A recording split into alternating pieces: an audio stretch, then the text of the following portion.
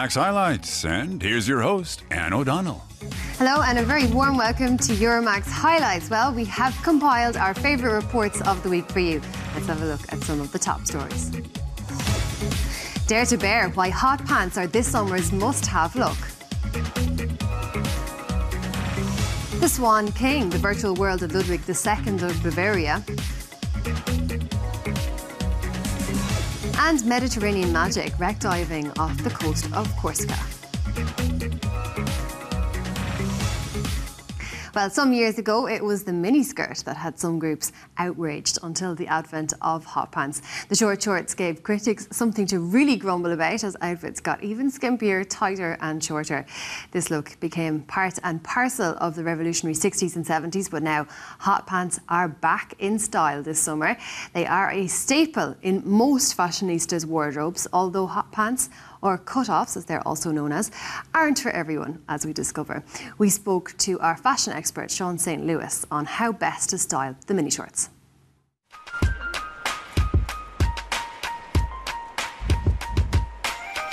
Say bye-bye to the miniskirt. Hot pants are all the rage this season. On the streets of metropolitan Europe, cheeky shorts just can't be short enough. They're especially popular in all fabrics and colors among younger women. They're comfortable. You can get a tan. They're really summery. They're great in warm weather. In the city, you want to dress sporty. I like wearing skirts and dresses, but they tend to fly up if there's a breeze. The world's biggest designers, like Jean-Paul Gaultier, are behind the hot pants revival, which have been featured at some of this season's top fashion shows. Victoria Beckham, Miley Cyrus, Kate Moss, and Beyoncé all wear them. Fashion experts see a number of reasons for the new trend. The designers are definitely one reason hot pants are trendy again. Designers give them to celebrities and they get talked about in blogs and magazines, and word gets around. Word of mouth is the best advertising for hot pants. And then ordinary girls and young women just want to wear them. Fashion shops offer hot pants starting at 15 euros. But luxury leather hot pants can cost 250 euros or more. Hot pants are perfect both for everyday activities or fancier occasions. I'd recommend to a woman going to a cocktail party simply to combine them with a blazer and matching pumps. That looks both really elegant, yet also very modern. In a casual situation, it's tough to beat the combination of hot pants with a simple t-shirt. With a blouse and sandals, they could even be okay for the office. Hot pants first hit the scene in the swinging 70s. They were the brainchild of Britain's Mary Quant, the inventor of the miniskirt. Oh, they're okay. But when she bends over, you can see everything. All the way to Berlin. Some wear little more than tatters. You can see their entire behind. They make men crazy. Men like looking at pretty legs. But short shorts supporters say that both hot pants and miniskirts express liberated women's self-confidence. It was a revolutionary signal. Women were forbidden from wearing short pants to work until the 1980s, even though now that's completely normal. Today, fashion can't make a political statement. People wear whatever's in. You can even make hot pants yourself. How practical. There are a number of instructional videos on the internet. They fit in with today's do-it-yourself ethos and emphasis on sustainability. But how long will hot pants stay in style?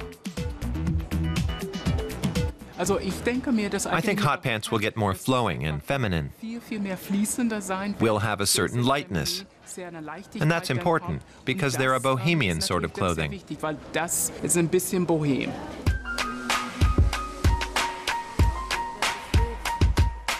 But those who don't want to strut their stuff in short shorts shouldn't get too bummed out. They can always just wear a skirt. Right, well, let's head to Switzerland now for a masterclass in glassmaking. Matteo Gonnet is a craftsman there who works with the stuff. His company Glassworks near Basel produces mainly commission pieces, although he is currently busy with a major project that will be displayed in the autumn in the gardens at the Palace of Versailles. Gonnet is creating dozens of glass sculptures for them. We met him in his factory to see the processes behind glass art. Glass sculptures can be as abstract as they are functional. They can serve as lamps, as in this museum in Marseille, or as a giant light bulb in the main office of this energy company. These pieces are the work of Matteo Gonnet. He began his apprenticeship as a glassmaker at the age of 15 and then went on to study design. His is an old craft, and honing it is a long process. The 35-year-old has gathered experience from all over the world. Making glass takes a long time because you have to be able to complete many tasks in a relatively short time frame. It's essential that everything works. You can't stop halfway through. It's like a piece of music played from beginning to end. It takes a lot of practice. Und das braucht viel Vorübung. 6 years ago, Gonnet set up his own production facility in a former aluminum factory near Basel. He has 10 employees who sometimes work on more than 30 projects at the same time. His team has just finished this modern fountain made of metal and glass. It is destined for the Bosquet du Théâtre d'Eau at the Palace of Versailles, which is due to reopen in October. The French artist Jean-Michel Autoniel designed 49 of the fountains there. Wir haben unten diese Glaskugeln. Underneath the glass balls, actually they're glass beads, Ist eine Metallrohr. we have a metal tube. Und das Wasser wird zum Beispiel vom The hier water comes in through here, eingeführt, wird hier runs through durchreiten this metal arc, und dann and comes out at the von hier top. rauskommen. The glassmakers have handcrafted more than 1,000 unique balls for the fountain. Matteo Gonnet pushes them into a 1,200 degrees Celsius hot oven on the end of a metal rod.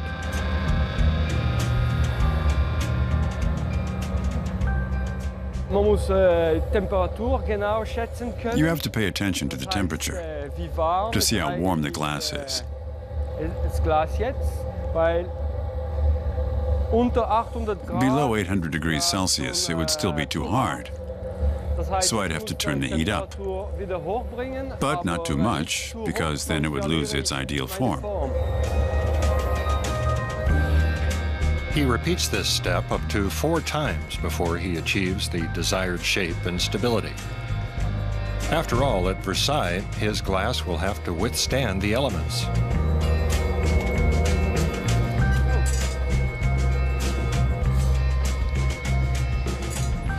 The balls, which can weigh up to 8 kilograms, are then decorated with 24-karat gold leaf. Hier in dieser Situation, also für die Brunnen für Versailles, Making something for the fountains at Versailles is difficult. ein schwieriger Fall. Wir haben probiert, dieses Glas We've tried to so make this stabil glass wie as möglich, sturdy as possible, aber klar ein but Risiko. obviously there's still a risk, Vor allem auch für especially when there are extreme temperature variations or heavy storms. ein Riesensturm. We've factored in a certain Wir risk. haben ein gewisses Risiko mitgerechnet. Matteo Gonnet generally implements the ideas of well-known designers, rather than using his own designs. His latest assignment is to make glass lamps for French artist Philippe Perrenot. Perrenot has traveled from Paris especially to discuss the work. The glassmaker always has to be willing to listen to his client's wishes. The hardest part is understanding what people want. They rarely have a clear idea of exactly what it is, which means we really have to work together. My aim isn't to tell them what I would prefer, but to understand what they want and tell them what I can offer. Matteo Gonet considers himself an artisan who interprets his clients' ideas. But that leads to the creation of sculptures, and that in turn makes him an artist. Well, the gaming world is visiting Cologne this weekend for their annual meet. More than 300,000 fans and professionals descended upon the West German city for Gamescom, one of the world's most important trade fairs for computer games. The gaming culture has really taken off here in recent years. Now, a new game called The Mystery of Neuschwanstein is being featured at the event. It's set in Germany's favourite castle. So we visited the developers of the game in Munich, who take us back in time. Germany's fabled Neuschwanstein castle is the setting for a new computer game. The plot is straightforward. Sarah, played by the gamer, is a journalist investigating mysterious happenings during renovation work on the castle.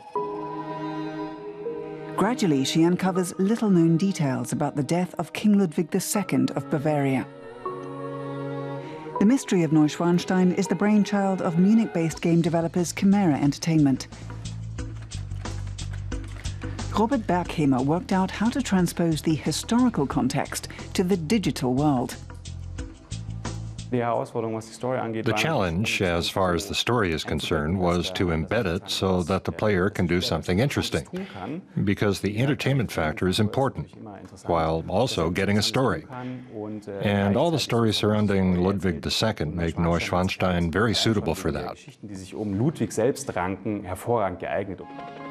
Shrouded in legend, Neuschwanstein Castle is one of Germany's most popular tourist attractions. Its history is tied up with that of King Ludwig II. In the 19th century, he built the palace in a theatrical Romanesque revival style as a retreat.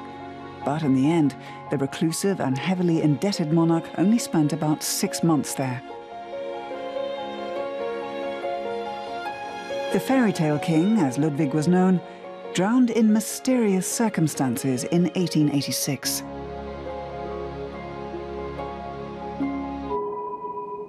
The game places the story in an animated world. There are secret passageways and objects hidden in the castle for the player to find. There are also a number of different characters who either give tips or lead the player astray. It's a classical adventure game with an authentic historical background. We consulted lots of historical books and volumes of pictures, everything that was available about the castle. And of course sources on Ludwig, because he's one of the main characters. Neuschwanstein marks the first time the developers have used real backdrops in Germany as the location for a game.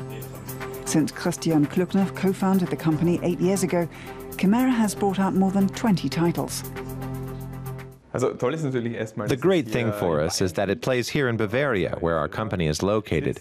It's an exciting topic because it's a bit mysterious, and it's a good setting for an interesting mystery story.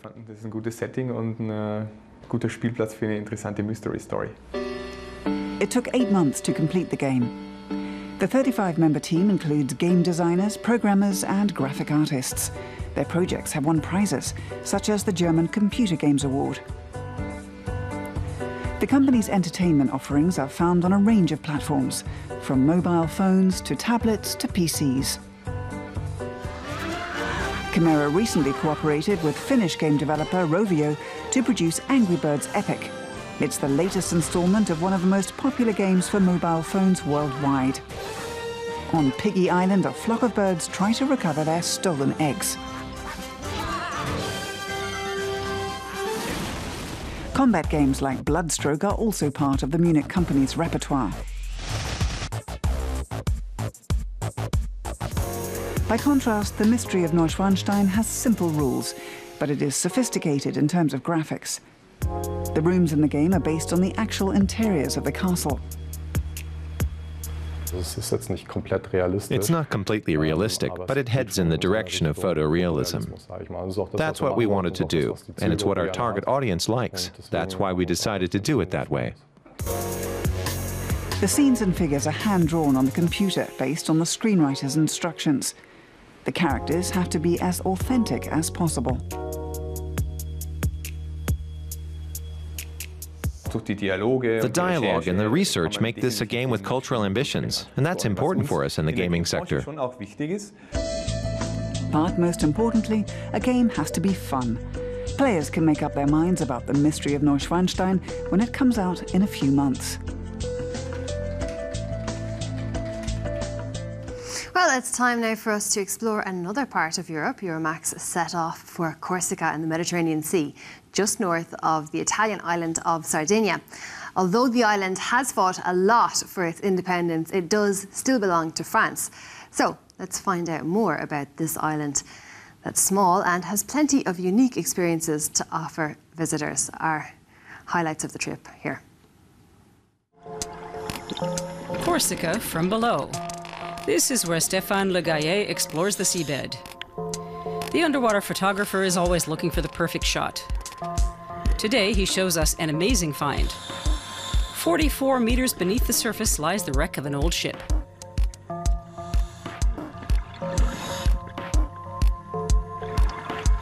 We dived to the wreck of the Insuma, a German warship. It was sunk off Bastia on the 9th of September 1943, the day Italy broke with Germany in the Second World War. The many wrecks that lie off the coast of Corsica are the Mediterranean island's best-kept secret. Only qualified scuba divers get the chance to see them. Le Gaillet wants his photos to preserve these traces of history. I stuck my head underwater and thought, we have to make these things visible to those people who don't dive. After our excursion, we take the boat back to Bastia. The harbour town is the economic hub of the island. It's well known for its old quarter and for the Saint Roch Chapel.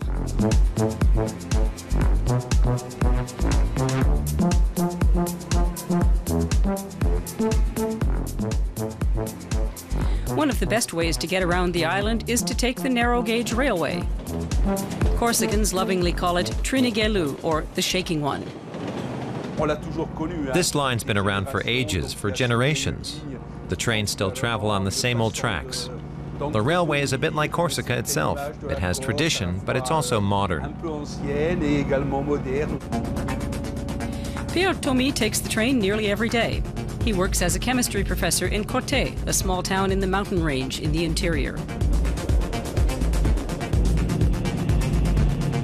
Corte has a long and important history. When the island became independent from France under Pasquale Paoli, Corte became the capital. Today, Corte remains a symbol of the struggle for independence. A citadel towers over the town, which boasts images of the independence fighter Pasquale Paoli. There are lots of young Corsicans here. The town is home to the island's only university.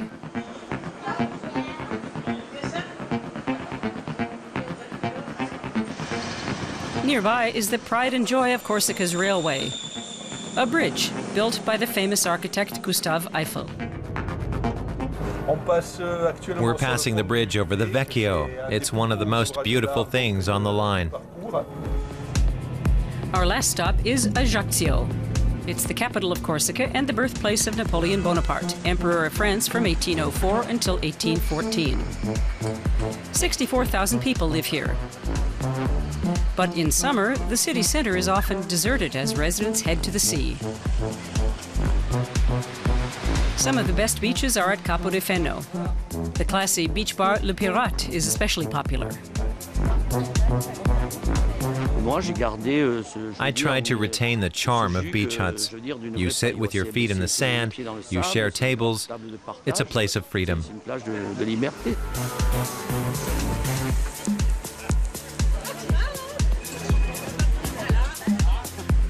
The ancient Greeks called Corsica Kalliste, or beautiful. It's a name that still best describes the island to this day. Well, to Venice now for the Architecture Biennale, which has been growing in popularity since its inception. 40 countries are taking part in the 14th edition, which kicked off at the beginning of June. And it's running for an extended period of 6 months. It chronicles the evolution of national architectures from the past century. We accompanied a Swiss architect during his visit.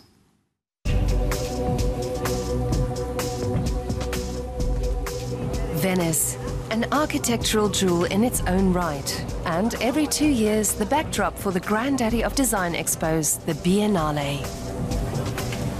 Among the avid design fans are Swiss architect Daniel Spreng and his family. They've booked a guide for their tour of the show, taking them around the world in 4 hours.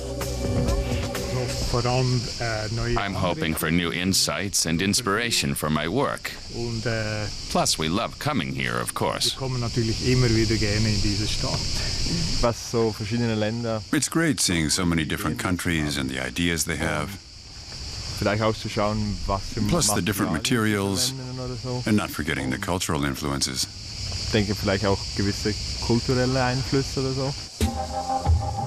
First stop, not surprisingly, is the Swiss Pavilion. It takes a look at both contemporary developments and past visions. At centre stage is a model of the Fun Palace designed by British architect Cedric Price. While the project never got off the ground, its pioneering forms and ideas have inspired generations of architects since the mid-20th century. Another highlight is the Korean Pavilion, which won the Biennale's treasured Golden Lion Award. The pavilion features the monumental buildings of the North Korean regime, as well as the communist utopias presented in propaganda, from green factories to residential estates set in parks. They're accompanied by urban planning in South Korea and the ultimate manifestation of the modern concrete jungle. At this Biennale, the political dimensions of architecture loom large. This is a model of the landscape around the inner Korean border. The permeability of the military border is shown by both tunnels burrowed underground or birds as they immigrate without borders, symbolizing the dream of a future unified Korea. I find the way the borders are dissolved between North and South interesting.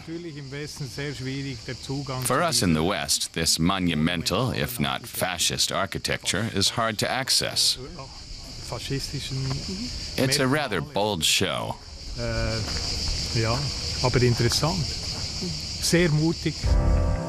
The Israeli pavilion likewise looks at how architecture and politics can influence each other.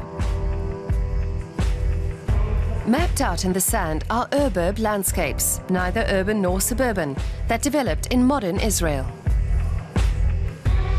This year's Biennale, with its focus on the social dimensions of architecture, has so far seen 50,000 visitors.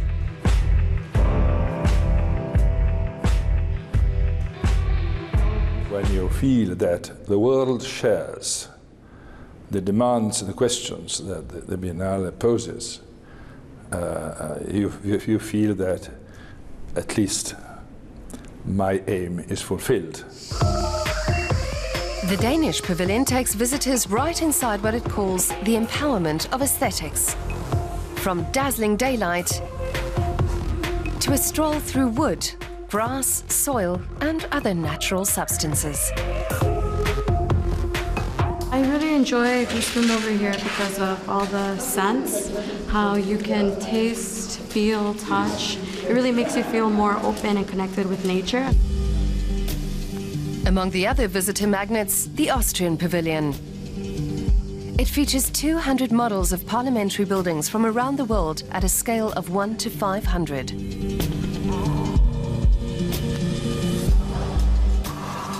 Between them, the 65 national pavilions cover the diverse ways in which modernity has been absorbed in architecture. You can never take in everything, but you always get these impulses later that I try to pass on to my employees at the office. The Architecture Biennale in Venice, inspiring others to build inspiring buildings in the future. Thanks for watching, and if you missed any of our reports, you can always catch up online. Just head for our website. That was it from me, Anne O'Donnell, and the rest of the Euromaxx crew for today. See you tomorrow. Bye-bye.